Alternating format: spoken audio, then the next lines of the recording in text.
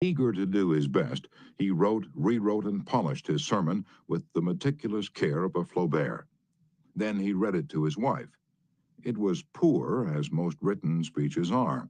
As she might have said, if she had less judgment, Lyman, that's terrible, that will never do. You'll put people to sleep. It reads like an encyclopedia. You ought to know better than that, after all the years you've been preaching. For heaven's sake, why don't you talk like a human being? Why don't you act natural? You'll disgrace yourself if you ever read that stuff. That's what she might have said. And if she had, you know what would have happened. And she knew too. So she merely remarked that it would make an excellent article for the North American Review.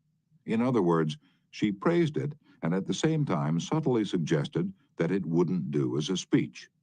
Lyman Abbott saw the point, tore up his carefully prepared manuscript, and preached without even using notes. An effective way to correct others' mistakes is Principle 2. Call attention to people's mistakes indirectly. Chapter 3. Talk about your own mistakes first. My niece, Josephine Carnegie, had come to New York to be my secretary. She was 19, had graduated from high school 3 years previously, and her business experience was a trifle more than zero. She became one of the most proficient secretaries west of Suez, but in the beginning she was, well, susceptible to improvement. One day I started to criticize her. I said to myself, just a minute, Dale Carnegie, just a minute. You are twice as old as Josephine. You have had 10,000 times as much business experience. How can you possibly expect her to have your viewpoint, your judgment, your initiative, mediocre though they may be? And just a minute, Dale, what were you doing at 19? Remember the asinine mistakes and blunders you made? Remember the time you did this and that? After thinking the matter over, honestly and impartially, I concluded that Josephine's batting average at 19 was better than mine had been, and that, I'm sorry to confess, isn't paying Josephine much of a compliment. So after that, when I wanted to call Josephine's attention to a mistake, I used to begin by saying, "You've made a mistake, Josephine, but the Lord knows it's no worse than many I have made. You were not born with judgment, that comes only with experience, and you are better than I was at your age. I've been guilty of so many stupid, silly things myself. I have very little inclination to criticize you or anyone, but don't you think it would have been wise if you had done so-and-so?"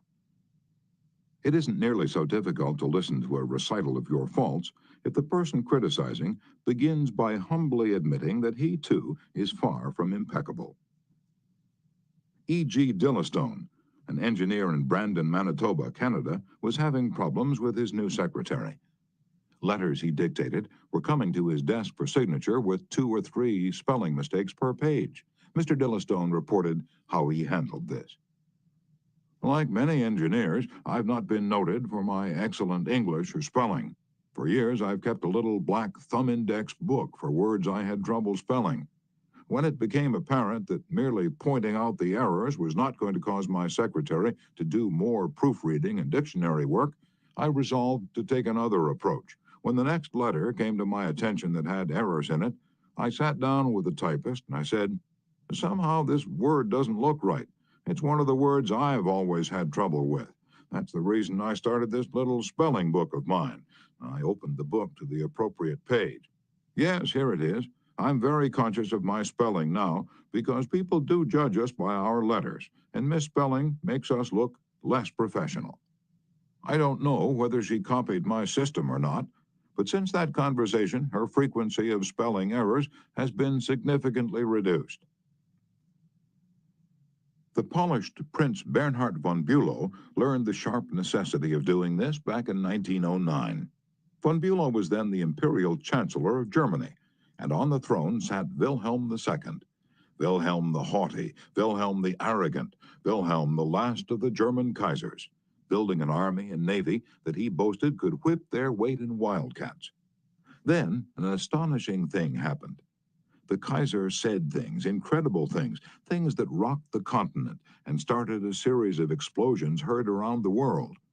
To make matters infinitely worse, the Kaiser made silly, egotistical, absurd announcements in public. He made them while he was a guest in England, and he gave his royal permission to have them printed in the Daily Telegraph. For example, he declared that he was the only German who felt friendly toward the English, that he was constructing a navy against the menace of Japan, that he and he alone had saved England from being humbled in the dust by Russia and France, that it had been his campaign plan that enabled England's Lord Roberts to defeat the Boers in South Africa, and so on. No other such amazing words had ever fallen from the lips of a European king in peacetime within 100 years. The entire continent buzzed with the fury of a hornet's nest. England was incensed. German statesmen were aghast. And in the midst of all this consternation, the Kaiser became panicky and suggested to Prince von Bülow, the imperial chancellor, that he take the blame. Yes, he wanted von Bülow to announce that it was all his responsibility, that he had advised his monarch to say these incredible things.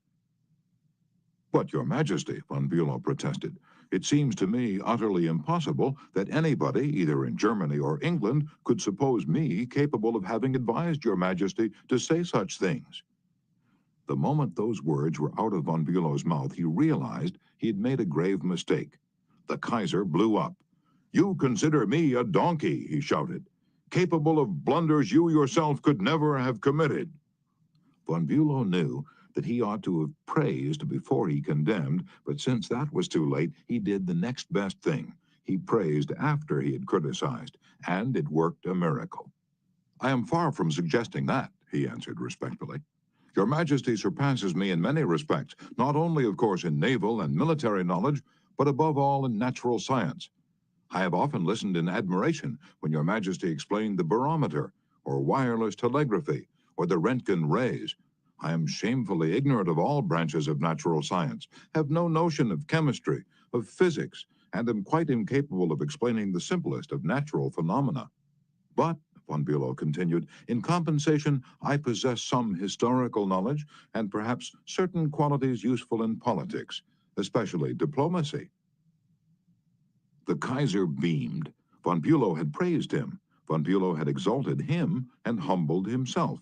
The Kaiser could forgive anything after that.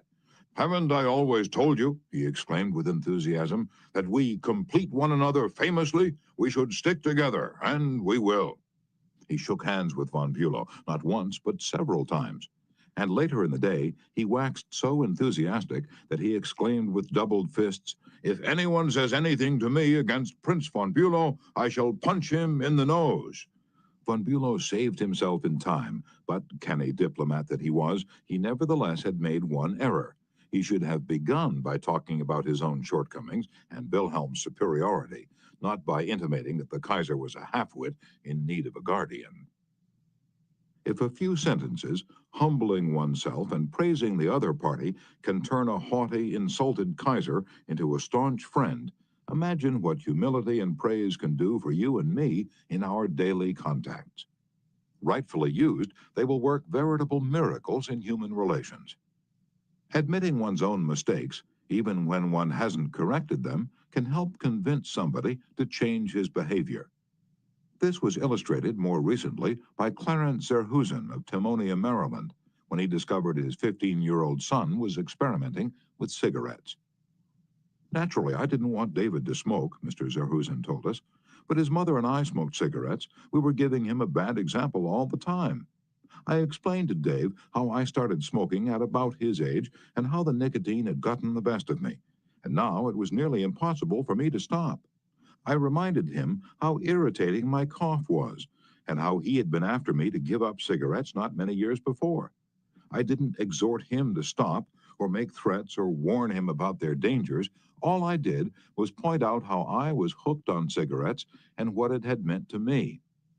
He thought about it for a while and decided he wouldn't smoke until he had graduated from high school. As the years went by, David never did start smoking and has no intention of ever doing so.